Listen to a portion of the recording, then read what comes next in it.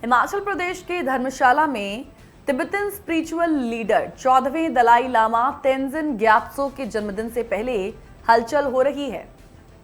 वो 6 जुलाई को 90 वर्ष के होने जा रहे हैं और उससे पहले 3 दिवसीय एक महत्वपूर्ण मीटिंग भी हो रही है, जिसमें दुनिया भर से 100 से ज्यादा अधिक बुद्धिस्ट रिलीजियस लीडर इस मीटिंग में भाग ले रहे हैं।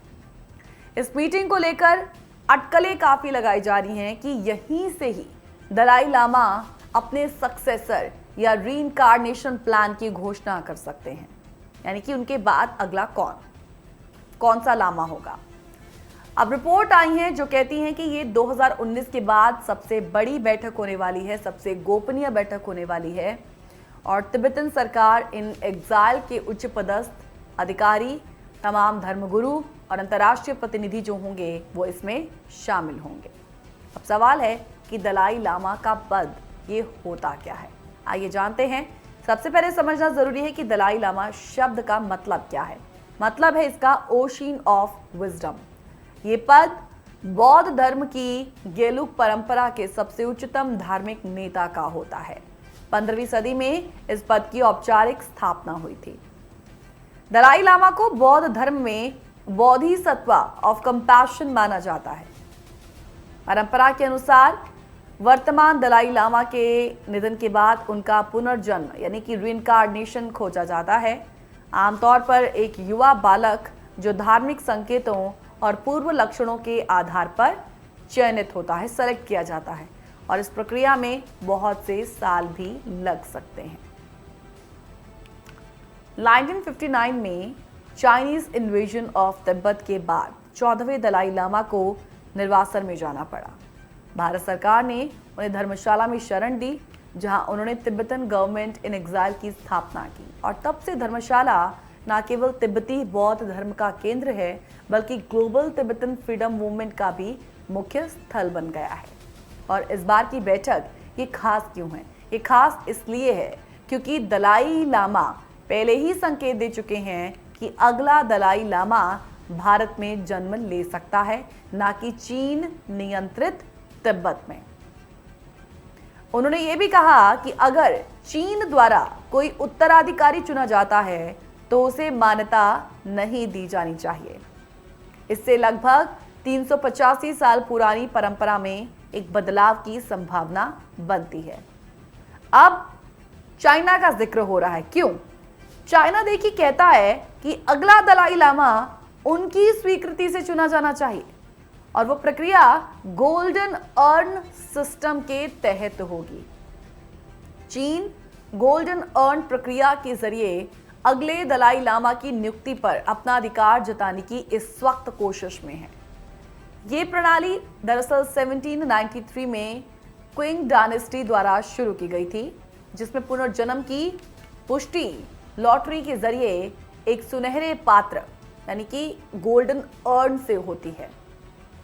हालांकि इतिहास में कई बार इस प्रक्रिया को नजरअंदाज कर दलाई लामाओं का चयन पारंपरिक धार्मिक तरीकों से हुआ है।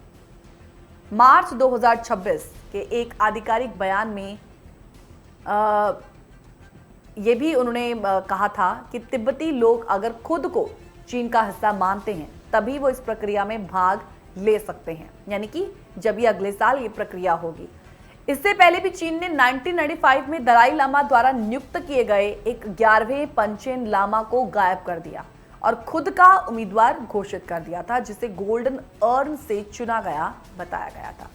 तो ये जो हस्तक्षेप है वो कहीं ना कहीं अंतर्राष्ट्रीय स्तर पर विवाद बनता है। मौजूदा दलाई लामा पहले ही क्लियर कर चुके हैं कि उनका उत्तराधिकारी तिब्बत में नहीं बल्कि भारत या किसी स्वतंत्र देश में जन्म लेगा और चीन द्वारा नियुक्त किसी भी उत्तराधिकारी को मान्यता नहीं दी जाएगी।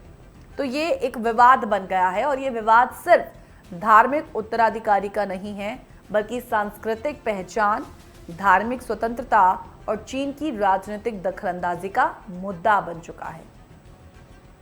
अमेरिका की संसद में रिजॉल्व तिब्बत एक्ट पास किया गया है, जिसमें साफ कहा गया है कि दलाई लामा के सक्सेसर का सिलेक्शन केवल रिलीजियस कम्युनिटी के अधिकार में है, ना कि किसी सरकार के। और हाल ही में एक बायपार्टिसन यूएस डेलीगेशन ने भी धर्मशाला में दलाई लामा से मुलाकात की और चीन को वार्न किया कि किसी भी इंटरफेरेंस को अमेरिका मान्यता नहीं देगा।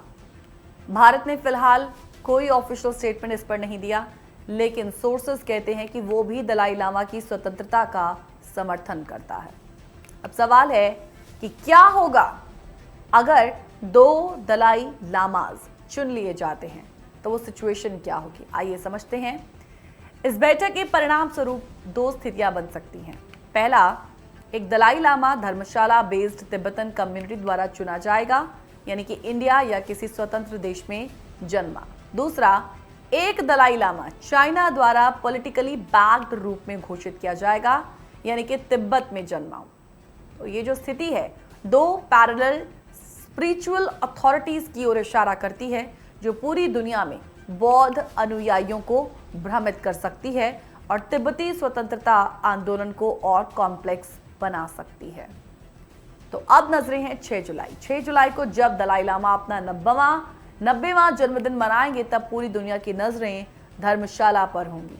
यदि वो अपने उत्तराधिकारी की घोषणा करते हैं या प्रक्रिया की दिशा स्पष्ट करते हैं, तो ये न केवल बौद्ध धर्म के लिए बल्कि जियोपॉलिटिकल डायनामिक्स के लिए भी एक निर्णायक क्षण होगा। चाइना के हस्तक्षेप की आशंका और विश्व समुदाय की समर्थन की उम्मीद के बीच ये बैठक इतिहास के पन्नों में एक टर्निंग पॉइंट के रूप में दर्ज हो सकती है।